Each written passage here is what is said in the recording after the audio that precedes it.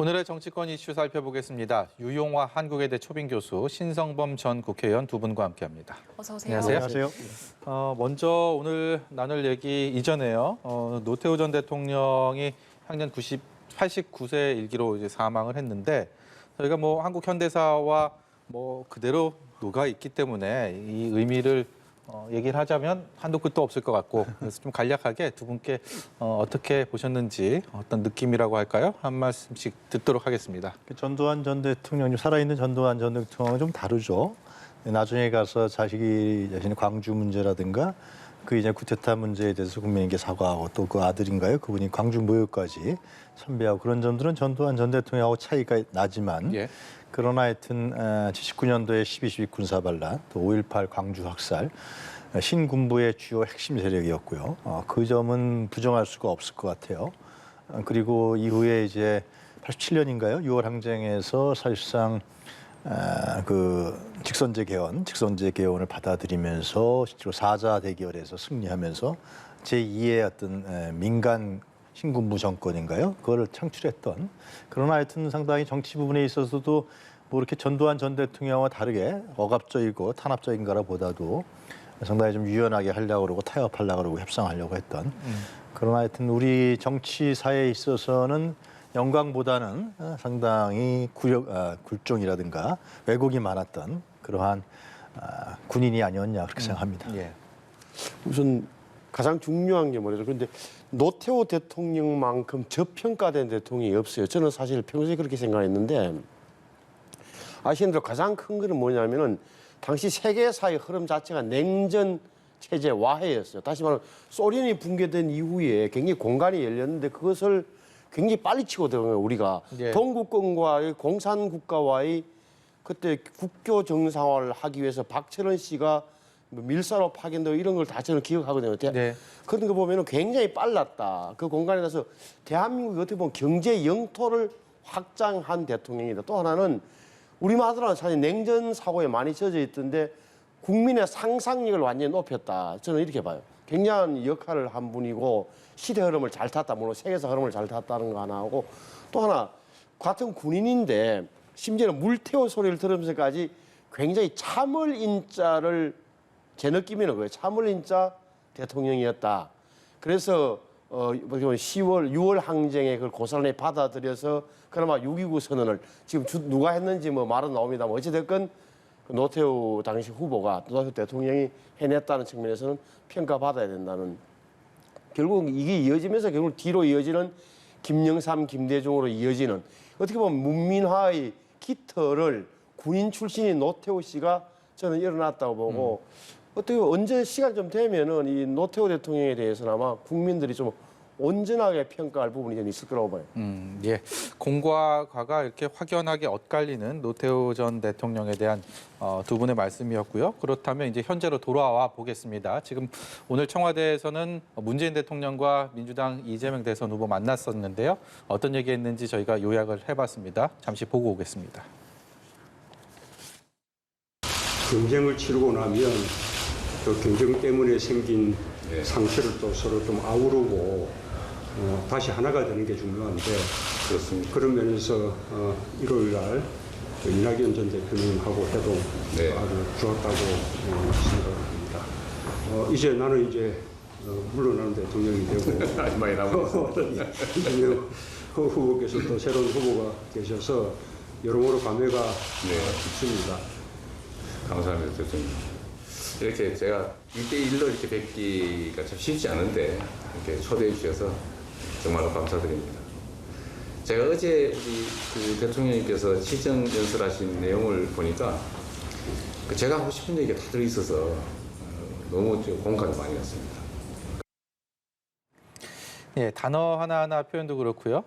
대화하는 표정도 그렇고 어떤 생각이 들었는지 궁금합니다. 두 분은 어떻게 보셨는지. 아무래도 이제 이재명 후보한테 탄력이 붙는 중요한 변곡점이 됐던 만남이라고 할 수밖에 없죠. 그러니까 이런 말을 제가 드리면 야당에서는 반발하겠지만 사실상 민주당 당원으로서 문재인 대통령이 나중에 야당 후보가 되면 만날 수도 있다고 저는 생각합니다. 대통령이니까.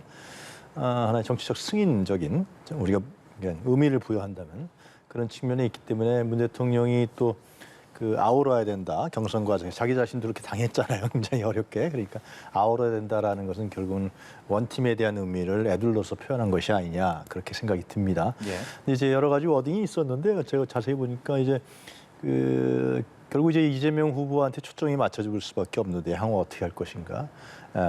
그 문재인 정부에서 했던 그 민주당의 가치인 민생과 개혁과 평화 이 부분에 대한 의미를 평가했습니다.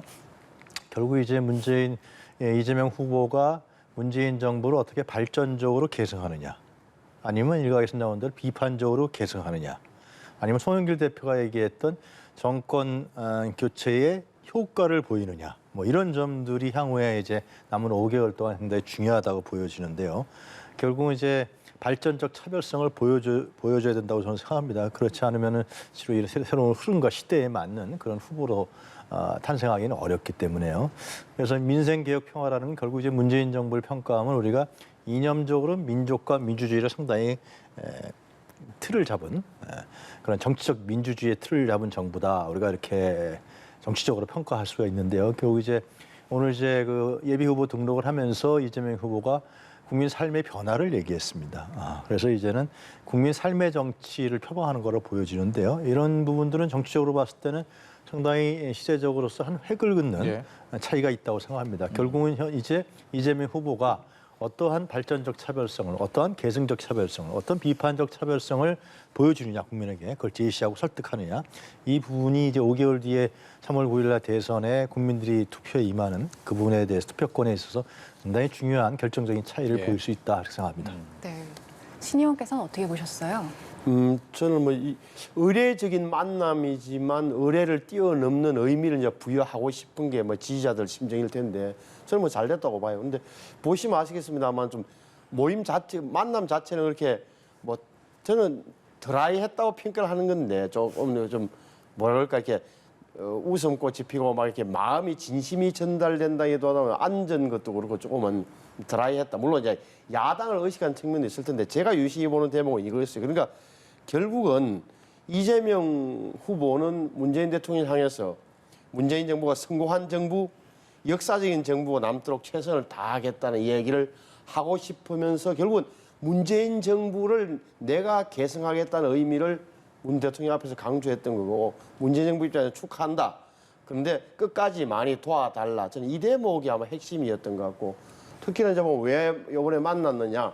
지난 일요일 날 이낙연 전 대표 만난 거 아주 좋았다 이렇게 평가를 문재인 대통령이 했잖아요. 그러니까 당을 그나마 정리해서 내가 모레인가요? 유럽 나가기 전에 한번 보자고 한 거다. 이렇게 한 50분, 1시간인가 만났다고 하니까 뭐 야당에서 일부 의식하는 것처럼 그렇게 뭐 밀약이나 밀담을 할 그런 계좌는 전혀 아니었던 것 같고 그래서 이재명 후보 쪽에서는 꼭 문재인 대통령을 만나서 어떤 보정을 받아야 되는 그런 처지 또 문재인 대통령 입장에서는 유럽 나갔다 오면 도저히 너무 늦으니까 또 일요일 날 그 이낙연 전 대표도 만나고 했으니까 어느 정도 조건이 충족돼서 지난 12일 이후에 그때 면담 신청이 있었던 게 12일이잖아요. 그러니까 예. 어떻게 보면 딱 16일만, 10 며칠 만이죠. 그렇게 만나준 거다. 그래서 의례적이었지만 의미는 부여할 만하더라고요. 네.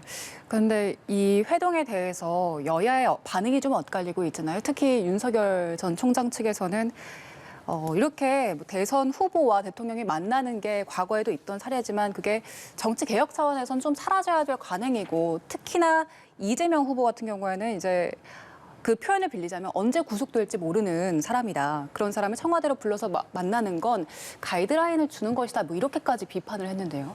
그 과도한 해석이고 예를 들어서 저도 기억이 나는데 제가 현역 때 보면 2012년도입니까?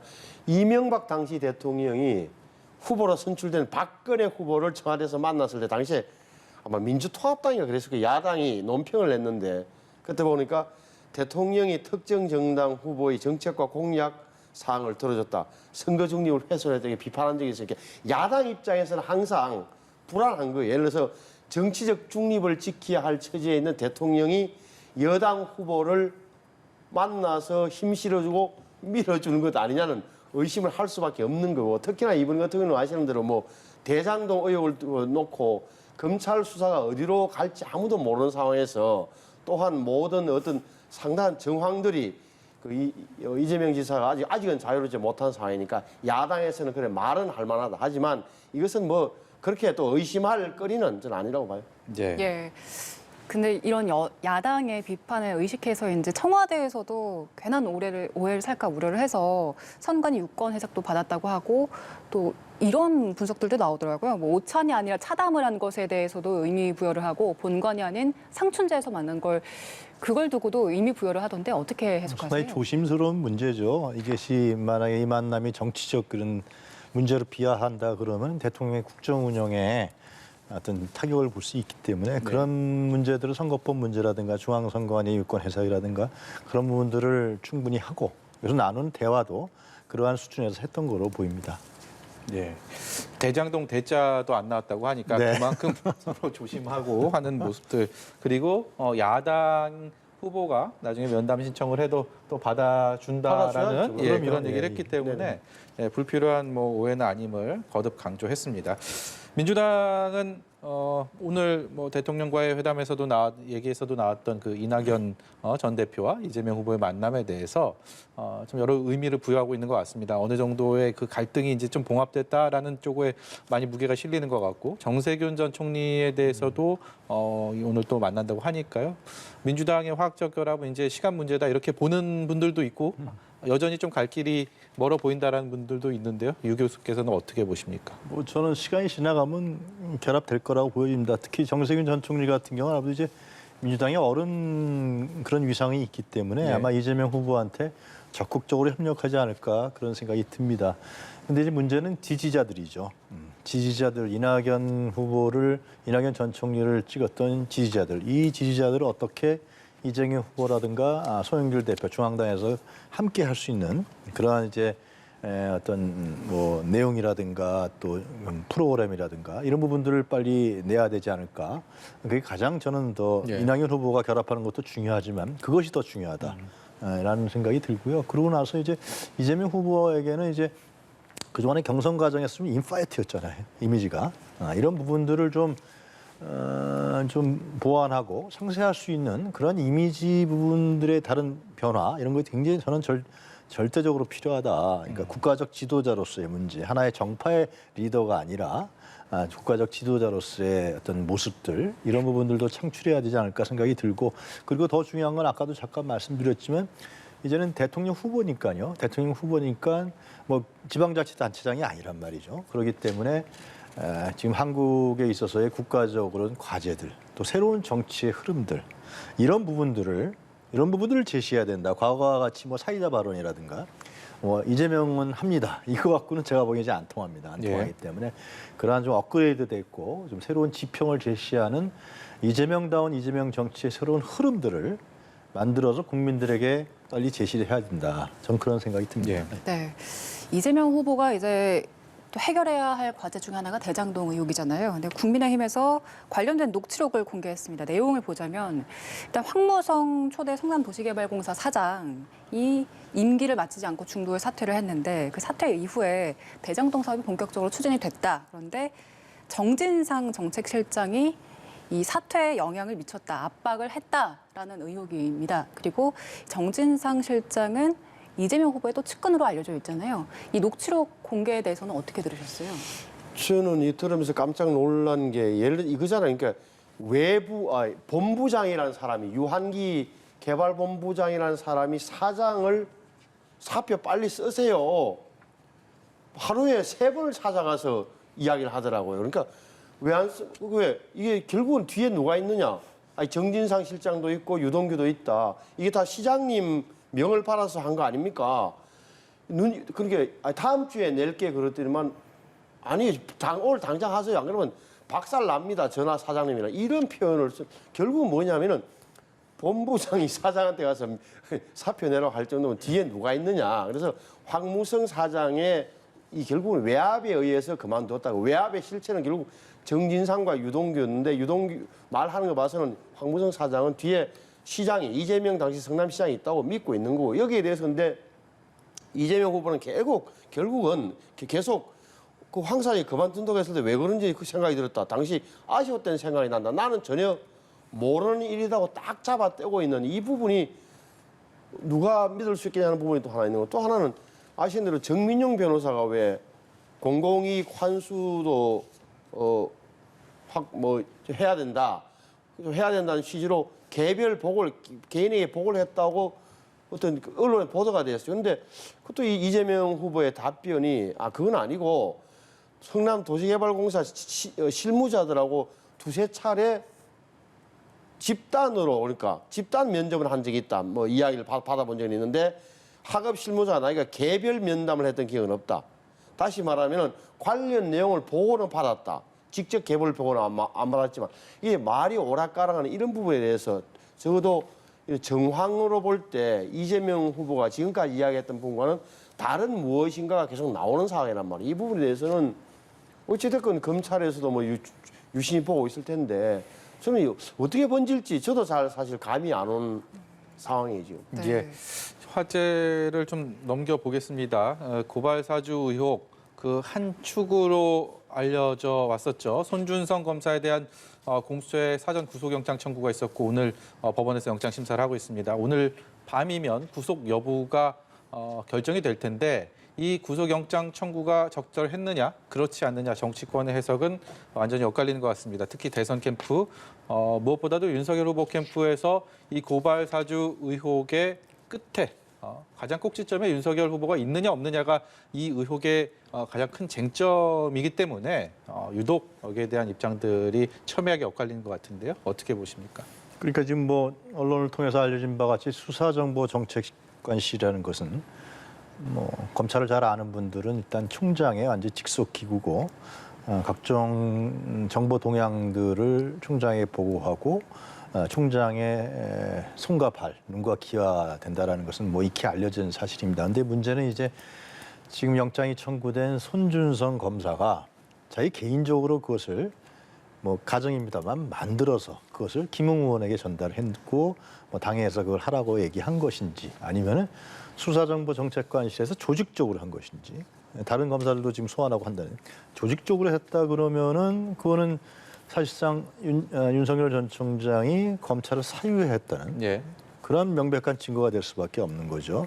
거기서 윤석열 또 이제 또 뭐 한동훈 검사 또 부인인 김건희 씨 이런 부분들을 동향을 그러면 종합해서 그러한 문건을 만들었다는 거로 볼 수밖에 없기 때문에 굉장히 그 이후에 뭐 하여튼 영장 청구해서 받아들일지 안 받을지 모르겠지만은 이런 점들은 중요한 이제 키포인트가 되겠죠. 그러나 이제 공수처에서 최근에는 그 공표 피의 사실을 못하게 돼 있기 때문에 어느 정도까지 손 검사에 대해서 공수처에서 자료와 증거를 확보했는지 이건 오늘 밤에 결정 나겠죠. 그런데 아마 신중하게 한 것이 아닐까 하여튼 봐야겠지만은 또 공수처장이 판사 출신 아닙니까? 그런 점들을 봤을 때는 나름대로 준비를 해서 손 검사에 대한 영장 청구를 한 것이 아니냐 그런 생각이 듭니다. 네. 결과에 따라서 이제 앞으로 그 경선, 국민의힘 경선에도 영향을 많이 미치겠죠? 미치죠. 이게 왜 그러냐면은 그 아시는 대로 제가 보니까 9월 10일 날 이미 9월 10일 날 공수처가 입건을 했잖아요. 또 9월 30일 날 그동안에 검찰이 했던 걸 모두를 다 그 공수처에 이첩을 했는데 공수처 수사가 좀 늦었어요. 그러니까 왜 그러냐면 보십시오. 11월 5일 다음 주 금요일 9일 후면은 제1야당의 대통령 후보가 확정되는 마당에 유력한 후보의 어찌됐건 연루설이 계속 제기됐던 특정 검사에 대해서 지금 왜 영장을 청구하느냐. 그것도 구속영장을 청구했다 체포영장을 청구했다 기각되니까 조사도 안 해보고 구속영장을 청구한다. 이 부분이잖아요, 결국은. 예. 근데 저는 이렇게 봐요. 오늘 만약에 뭐 법원에서 설명을 잘 듣고 영장이 나오면 다시 말하면은 손준성 검사가 구속되면 그나마 공수처가 그동안의 수사를 보강해서 뭔가를 손준성 검사의 혐의를 다시 말하면은 선거법과 직권남용 혐의를 입증할 만한 증거를 찾아냈다는 게 되는 거고 만약에 기각된다면은 9월 10일 날 입건해놓고 지금까지 수사를 못 한 거예요. 증거를 못 찾은 거죠. 예. 그러면은 윤석열 후보 측에 굉장한 역공의 빌미를 주게 될 것이다. 그리고 이 아셔야 되는 게 이 공수처의 제1호 구속영장 청구예요. 만약 여기서 기각되면은 제가 볼 때는 공수처 신뢰도에 엄청난 타격이 입을 겁니다. 예. 자, 국민의힘 다음 달 5일에 후보를 선출하는데요. 국민의힘 선관위가 후보 선출을 위한 본경선 여론조사 문항을 의결했습니다. 관련 녹취 듣고 돌아오겠습니다. 오늘 선관위는 만장일치로 본경선 여론조사 문항 안에 대해서 의결을 했습니다. 우리 선관위는 1대1 가상 대결을 전제로 해서 질문을 하고 본선 경쟁력을 묻는 방식으로 마무리를 했습니다. 가상 대결을 저희가 질문항에 다 포함을 해서 또 우리가 경쟁력을 묻는 거로 질문을 하나입니다. 이의를 제기 안 할 거로 보여집니다. 다 의견 다 수렴 다 했습니다. 그리고 선관의 결정은 번복될 수가 없는 것입니다. 네, 국민의힘 경선 룰이 당원 투표 50 그리고 여론조사 50인데 이 중에서 일반 국민 여론조사가 50이죠. 그 문항이 확정된 겁니다. 일단 국민의힘 선관위에 따르면 그 내용을 밝혔는데 이재명과 원희룡 그리고 이재명과 유승민, 이재명, 윤석열, 이재명, 홍준표 후보가 대결을 한다 가정을 하고 이 중에서 가장 경쟁력 있는 후보가 누구냐 이렇게 물었습니다.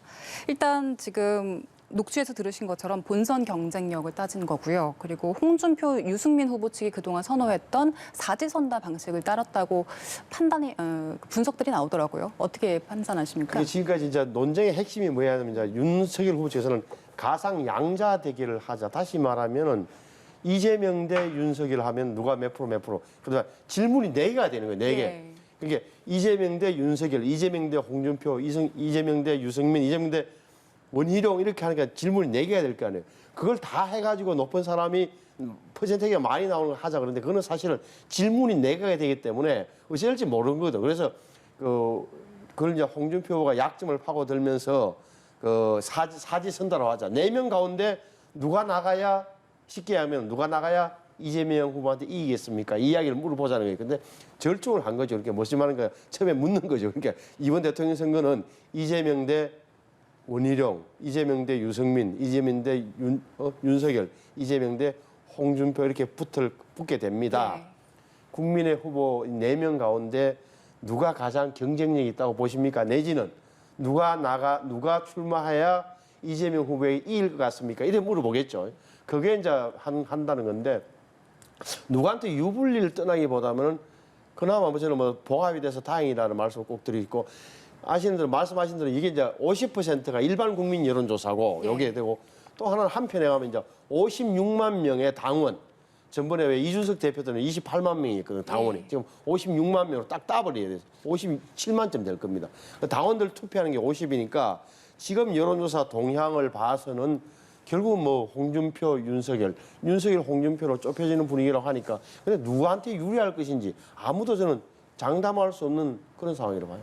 네. 저는 좀 생각이 조금 다른데요. 그러니까 저는 지금 일반 여론조사들, 시중에서 하고 여론조사 보면은 지금 홍준표, 특히 이번 주 같은 경우는 홍준표 후보가 좀 앞서는 걸로 나오잖아요. 네. 그러니까 원래 5대5로 했을 때 50%라는 건 원래 취지는 누가 더 본선 경쟁력이 있냐라는 문제 아니겠습니까? 그게 이제 그래서 50%를 넣었을 거예요. 국민의힘에서. 근데 이번에 이렇게 룰 세팅을 했을 때 보면은 아무래도 저는 윤석열 후보한테 유리하게 된 것이 아니라 생각이 들어요. 그건 경쟁력을 물어보는 거 아니에요? 그거는 결국은 이제 당원들 역선택을 방지하기 위한 것인데 그러면 이쪽에 국민의힘 지지자층이라든가 당원들 입장에서 보게 된단 말이죠. 일반 국민들 입장에서 보는 것이 아니라 그렇게 되면은 지금 시중에 나오고 있는 여론조사 이 부분에서 홍준표가 좀 앞서는 걸로 나오는데 이 부분이 적극적으로 반영될 것이냐. 저는 소극적으로 반영될 확률이 크다. 예. 룰 세팅이 있어서 저는 홍준표 후보가 경쟁력을 받아들였던 물론 결과는 봐야겠지만 네. 경쟁력이라는 부분을 받아들였던 거는 홍준표 후보의 좀 실수가 있지 않느냐라는 생각이 드는데요. 하여튼 룰 세팅은 제가 보기엔 윤석열 후보한테 좀 유리하게 된 것이 아니냐 생각합니다. 누가 유리할지는 뚜껑을 열어봐야지 알겠죠. 지금 저희가 어떻게 단언할 수 있겠습니까? 그런데 이 여론조사 결과 하나만 저희가 좀 보고 가죠. 어제 MBC 코리아 리서치에서 나온 조사 결과 그래서 이재명 후보에게 누가 유리하냐 나온 가상 양자 대결 여론조사 결과 보고 계시는데요. 한 말씀 듣겠습니다. 신인할게요. 코리아 리서치 조사죠. 예. 저기에 의하면 완전히 홍준표 후보만 이기고 예. 이재명 후보에 네. 윤석열, 유승민, 원희룡 후보는 오차 안팎에서 다 네. 지는 걸로 나오는 결과네요. 그렇다면은 일반적으로 지금까지 홍준표 후보의 상승세가 쭉 이야기되어 왔는데 저 조사 방법을 잘 모르겠습니다만은 한 1,003명을 조사했다. 네. 23일부터 24일까지 이틀간이었다. 홍준표 후보의 그저 상승세라 그럴까 저게 굉장히 좀 사실 뭐랄까 통계상 본다면 의미가 있는 것 같고 적어도 윤석열 후보 입장에서는 빨간불이 켜진 거는 맞다. 특히나 그 저기 전두환 어떻게 보면 옹호 발언 그리고 네. 개 사과 파동 이후에 네. 그런 일정 부분 반영됐다. 그래서 윤석열 후보 캠프에서 굉장히 좀 뭐랄까 이거 다시 한번 뭘 준비를 해야 되는 수단을 강구해야 되는 그런 상황 아닌가 제 일감이 그렇습니다. 예. 첫 느낌. 예, 오늘 말씀을 여기까지 듣도록 하겠습니다. 지금까지 유용화 한국외대 초빙 교수 신성범 전 의원이었습니다. 고맙습니다.